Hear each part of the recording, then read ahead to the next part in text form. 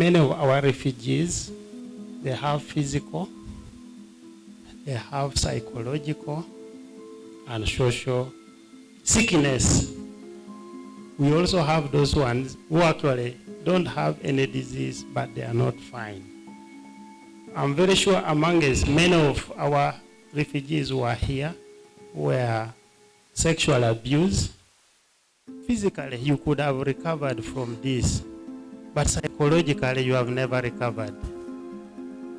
You lost your social construct. Socially, you have never recovered. But when I go to examine you, physically, I may not see anything.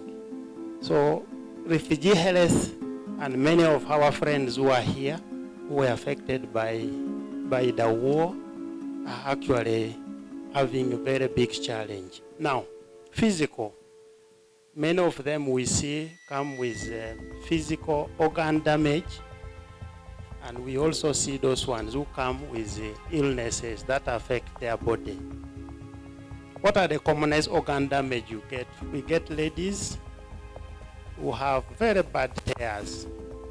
Even when they want to have sex, they cannot enjoy like any other woman who is having that normal body. We ever had a woman who actually, I think in that process, even lost the cervix. How did we discover this woman?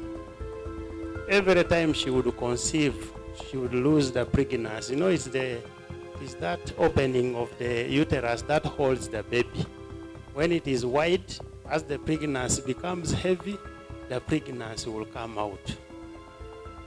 We have seen for the men, because of the annual sex they undergo, they lose that, we call it sphincter. But sphincter is like that layer that holds the stool inside. But because of that frequent, it becomes relaxed. So is what the doctor is talking about. You cannot control stool.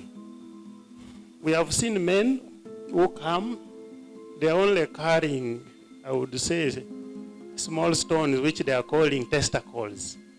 But they are not really real testicles. He has given an example of a man who, when they did sperm count, and there was no sperm. Meaning that in the process of tying, they damage that line that brings the sperm. Now he's just carrying something which looks like testicles, but they are not. They are not testicles. We have seen clients who come with foreign objects in their private. I think some of them in the process, if they are now tired with using the real natural organ, they use other objects, isn't it? They prick a stick into the private part, and we see these clients coming with foreign bodies in their private organs. Not the organ damage. Then the diseases.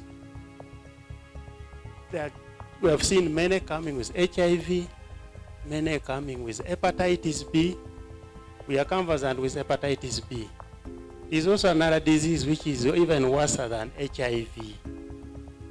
You may actually rather suffer from HIV than suffering from hepatitis. Because we have seen people living for years, even 40 years with HIV. But many people who get end-stage hepatitis tend to die actually faster than those ones who have HIV. We see quite a number of cases of syphilis. We have seen ladies who come with unexplained bleeding from their private organs. I've told you about one of the ladies whose cervix was damaged, and she was getting frequent abortions. She could not hold any pregnancy. So those are the physical injuries our refugees are suffering. How about the psychological? The very simple one is the anxiety disorders.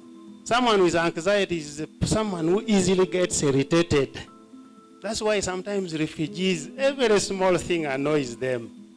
Then there's what we call post-trauma stress disorder. Someone who has undergone bad experience. In most cases, they have weird behavior. And this is, those are signs of post-traumatic stress disorder. We know depression. Many of them we see come with suicidal tendency. The next thing they are talking about committing suicide.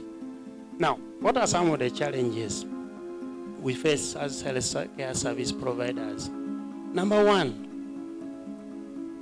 these people bond with, when they are used to you, Dr. Chisembo, they really don't want to go and meet many other people. And I think simply because every time they narrate this story, they don't remain the same. So they always want that frequent contact with the health worker they are used to, a health worker who is not going to begin their story from the beginning. So many times when you want to take them somewhere, and I know I didn't talk about this, they don't want to. They want to be treated from a particular pace. And what does that mean? Right now, our government is, because of donor funding gaps, they are looking at integrating services that anytime anyone enters a health facility should be able to access services. But I'm foreseeing a problem with our friends like the refugees who have such a touching story. And with our very congested, you know our health system. I would imagine if a refugee of trauma is able to line, you go to the hospital, you line the whole day. Do you think that would work well for a refugee? Then the other challenge we face is the limited scope of available services. As you have seen, many of our facilities down there where we are taking these people, we don't have the capacity to provide all the comprehensive. We may not be able to investigate them fully for fertility issues. He has mentioned of a case of a man whom we had to refer to a urologist. We don't have some of those services. And many times, even when we refer them far to these other different places, they are interacting with them for the first time.